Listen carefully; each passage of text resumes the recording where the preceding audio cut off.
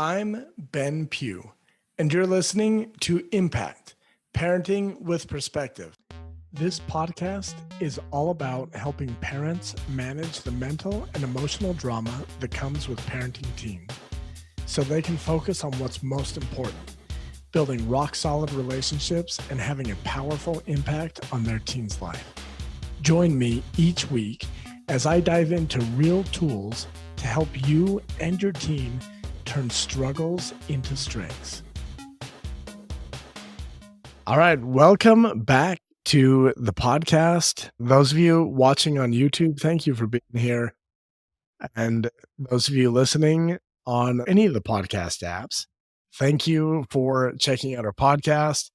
Today, I have my co-host, Courtney, back with us, and we're here to just help you be the parent that you've always wanted to be.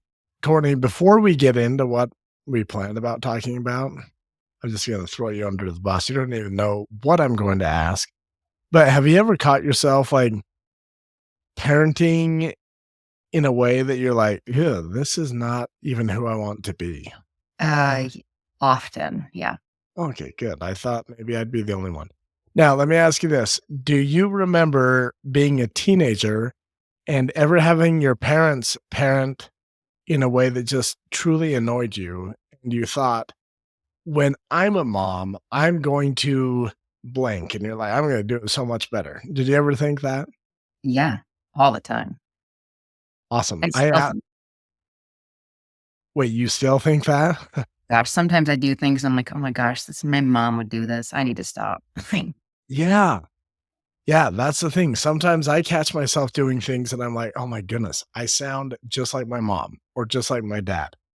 I asked a mom about that, I don't know, a year ago or so. And she's like, no, that never happened. And I was like, wait, as a teenager, you were never annoyed at your parents and thought, oh, when I'm a parent, I'm going to do it completely opposite. And she's like, no, I always thought my parents were amazing. And I was like, oh, Wow, she woof. must have some amazing parents. I feel like me breathing annoys my son.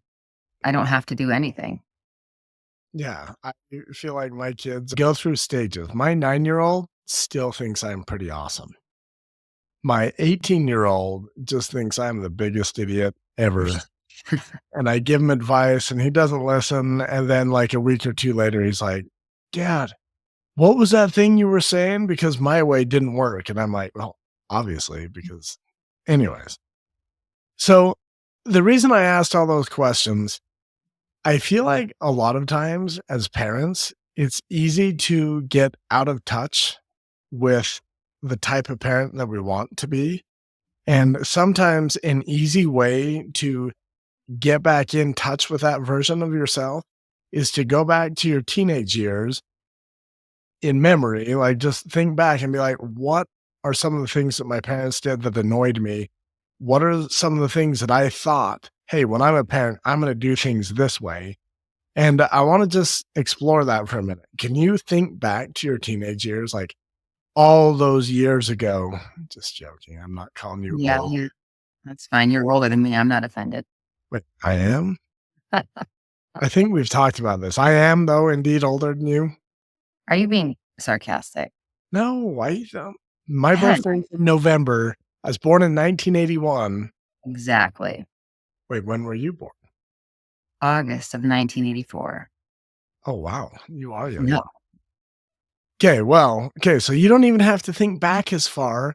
What are right. some of the things that you remember as a teen thinking, hey, when I'm a parent, I'm going to do things this way? It's kind of a tricky question for me because I mean, I was annoyed by my mom. My dad wasn't really around, but I didn't have a lot of rules growing up. So everything that she did or my stepdad did, or even my grandparents, I grew up with my grandparents, of course it was annoying, but I didn't really have a lot of rules. Um, and so that's why I feel like I'm an enforcer now and I've told my son, like, I want you to do better than I did. I want you to have better than what I did. I'm trying to think of some things that were annoying. Um, hmm. So let me just I don't chime know in if for a they'd second. listen even if they did tell me to do something. Wait, what was I'm not sure I would have listened even if they did tell me to do something. Yeah. So when you were talking about not really having the rules, I feel like I'm kind of at the opposite end of the spectrum. Like I had so many rules and I was grounded all the time. And now as a parent, like I haven't grounded my kids ever. Like they lose privileges and gain privileges, but we don't really focus on punishment. We don't really focus on like, oh, here's all the rules. And I think that's part of the reason I really like to get into having empowering conversations with my teens. Like, rather than me being the bad guy, I'd like them to be the bad guy. Like, well, how would you handle this if you were me? And they're usually like, well, I wouldn't do anything. And I'm like, okay, how would you handle this if this situation happened to you and it was your little brother? And I just kind of help them come up with, oh, well, I'd be pissed at them. I'd yell at them. And whatever I can do, like, I don't wanna punish my kids. I don't wanna be so prescriptive in like, "Well, you have to do X, Y, and Z." And I think that is a result of how I was raised, Mhm. and you kinda being in the opposite direction where you're like, "No, we need structure, we need rules, we need boundaries." That's like, you saw a need when you were a child, and then that informed you like, "Hey, this is who I want to be as a parent." Which, by the way, neither parenting style or strategy is better than the other.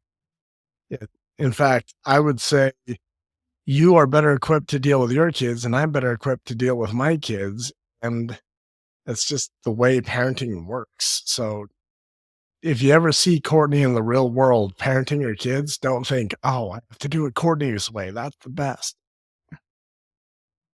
So, let's talk about one of my favorite practices or one of my favorite principles that I like to teach people. And that is in creating a 10-word vision statement. You and I, and we probably did one of these together probably about 2 years ago. Mhm. Do you remember kind of what were your thoughts when I introduced this principle of coming up with a 10-word vision statement for yourself as a parent? Um, it definitely took me outside of my comfort zone. Um, I don't know if at the time I saw the same value in it that I do now looking back. Because like I just showed you, like I still have all of my notes from the day that we did this in the coaching session and reading over it. I'm like, wow, like I can see where this helped me focus on what's important to me as a parent. And yeah, I don't know. I can see the value in it now. Yeah. It's like, Uh, So, Courtney, everyone listening, Courtney keeps trying to get me to read a book. And every time she gets like talks to me about it, it does move further up my list. The book that I'm currently reading is called Beyond Entrepreneurship. And this book talks about the importance of having your vision for your business. And they have you identify your values and some of your dreams. And then you craft this vision for your business.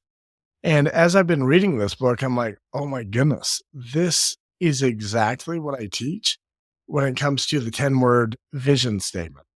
So we'll talk a little bit more in the next episode. But for now, I want to tell you that this is a strategy being used in the top most impactful, most successful businesses in the world. And it's super simple. And if it works for these businesses, I promise you, if you try and incorporate it into your life, it will work for your parenting. It will work to help you achieve your goals. So, with that, I don't know. That's a pretty good teaser, right, Courtney? I think that'll get people back next time. yeah. Yes, sure, of course. Okay. Well, with that, we're going to leave you. A 10-word vision statement is super important. It will help you shift from getting stuck in the same parenting tracks where you are now to start being the parent of your dreams. and come back to the next episode and we'll walk you through a step by step process on how to create your own 10-word vision statement. See you next.